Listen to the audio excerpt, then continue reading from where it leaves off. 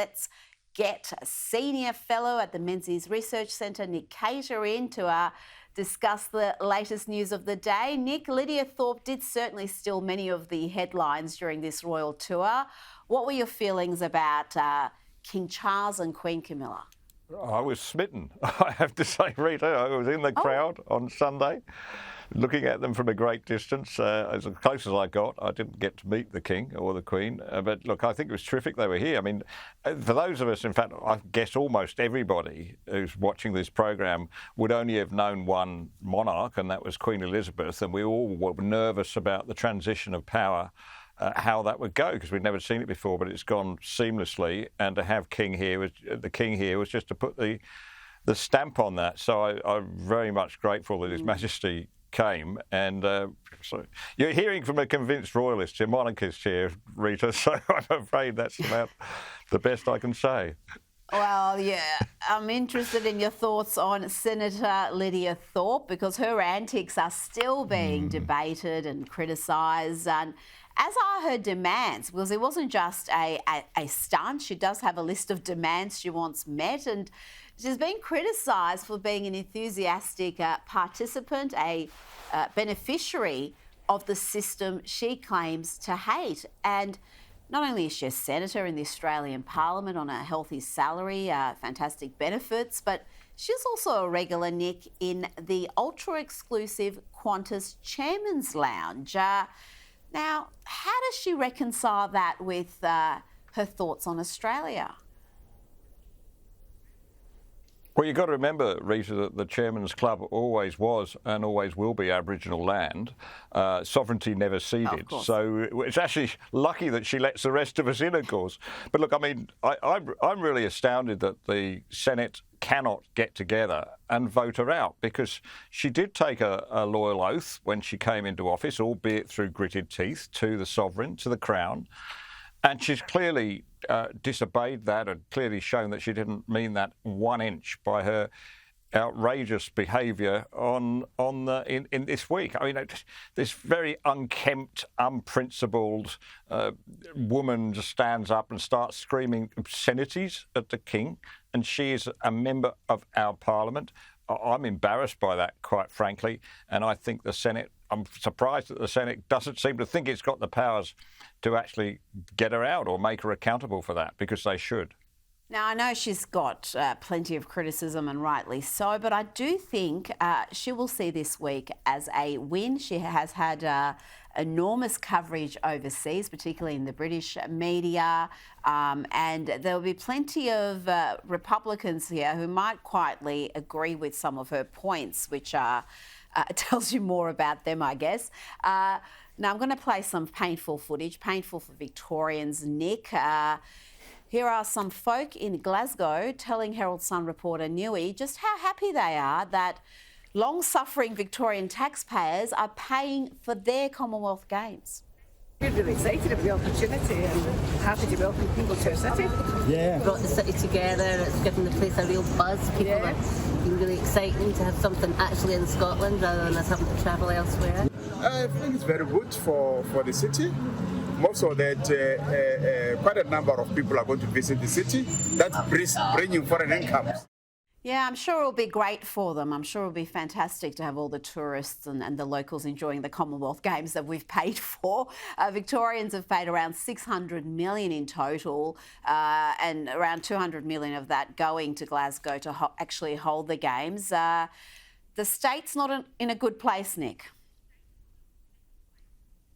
No, it's not. It's as you said at the introduction of the show, it's cold and broke and unbankable, and it's certainly cold. I always find it cold. I see the weather's not been too kind to you down there at the moment, and it's got $156 billion state debt, and that's going to rise to almost $190 billion by 2028.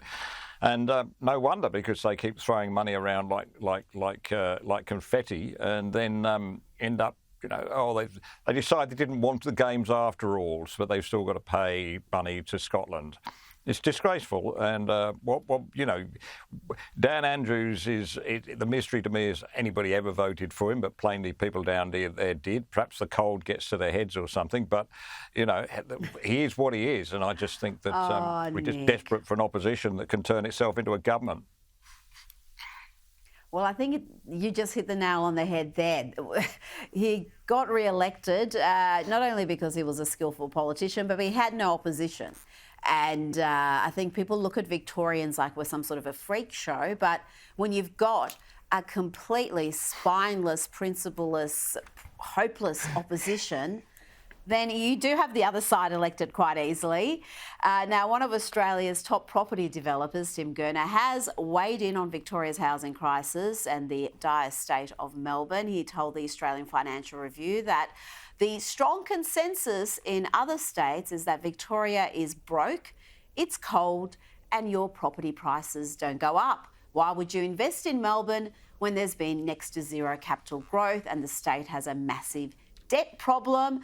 But Nick, Gurner is supportive of the stamp duty discount being offered by the Jacinta Allen government, saying it would give investors a reason to consider the city again. But I've got to say, I've got to disagree. I think this is an absolute travesty. I wrote about this in today's Herald Sun. The entire scheme seems to be harebrained, these towers they're going to be building along train stations. But just on this stamp duty discount, it's just so unfair on the face of it. A family buying a brand new, modestly priced house and land package out in the suburbs to live in won't qualify for that discount, but you might have someone who's buying a penthouse off the plan for $3 million that they plan to rent out, and they will qualify for the discounts. It seems to be designed just to entice people to buy off-the-plan apartments, something that hasn't been a fantastic investment in recent years, Nick. Yeah. I mean, that's right. Land tax is an incredibly unfair form of taxation. All forms of taxation are unfair in my view, but this is particularly unfair because you're taxing people on unrealised capital gains, essentially. And you're right in saying that if you build a 60-storey tower block, if you were to build such a thing in Melbourne and stick lots of apartments in there, the land tax per unit would be relatively low. But if you've got an elderly person who's living in the family home, or they've got bought a investment property out there in the suburbs on a quarter-acre block of land, then they're in for real trouble, and it does punish people very hard. People that have scrimped and saved to pay off their mortgages, get themselves a property or an investment property, they're the ones being punished by this, and it's just a very unfair way of doing it. Stamp duty's not great, by the way, but this is not the way to get rid of stamp duty. Oh, no. This is just a scheme that they're introducing to make it more attractive to buy off the plan, but it doesn't extend to buying off the plan for a house. It's only really for units, apartments, and they're going to, Nick, be building these towers on train stations across Melbourne without consultation, without much of a planning process. So they're going to completely change the character of those suburbs, and the locals who've invested and have got their home as their biggest investment are obviously fairly irate about that. And it's not a surprise. Most of those train stations are in Liberal areas. Not that there's that many of them left in this city. Now, I'm interested in a piece you wrote for the Australian newspaper about the real reasons behind Australia's declining birth rate. Australian National University demographer Liz Allen told the Sydney Morning Herald that it's housing affordability, economic insecurity, gender inequality and climate boiling that's the reason. But you point out the birth rate has been falling since 1959, when the average house in Sydney was less than $10,000 in today's money, $82,000 in today's money, $10,000 back then. So what is the real reason behind our birth rate plummeting? Well, serious democracies really can't tell you because there's so many factors here. It is possible that housing may deter people to some extent from having children, but it's far from the only reason because when you look at it, this is a trend that's been going on since the late 50s, early 60s in the entire world, right? Even in places like Thailand, they are now way below our birth rate and way below replacement level, even though they had a birth rate of 6 in the 1960s.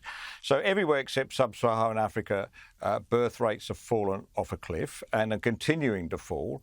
And so contrary to what the environmentalists have been telling us for the last 50 years that we're in trouble because there's too many people, the fact is there's too few people. That's a real problem, and there's a problem with obviously a shortage of labour around the world, not just here. And it seems to me extraordinary that so few serious politicians or policymakers have even mentioned this, let alone worked out what we do about it, because we have got to do something about it sooner or later. We can't keep making up for it in immigration. Well, that seems to be the fix, isn't it? That's the Band-Aid method that they have used. We did have a baby for the country under the Howard government, didn't we? We had the baby bonus and Peter Costello. Remember that fantastic picture with him with all the newborn babies? That did work. We saw a bit of a spike there. Yeah, it worked. It like yeah, a spike, but that came off at about 2010. It started to decline again. Yeah. That's it. I do like Hungary's approach. They give a massive lifetime discount to mothers for the number of babies they have. So if you have one child, 25% discount off your income tax for life. If you have 4, forget about income tax. You're not paying it. And that's seen their birth rate skyrocket. They've got a few other measures to boost it as well. So, yes, something to think about. Nick Cater, thanks so much for your time tonight. Thank you, Rita.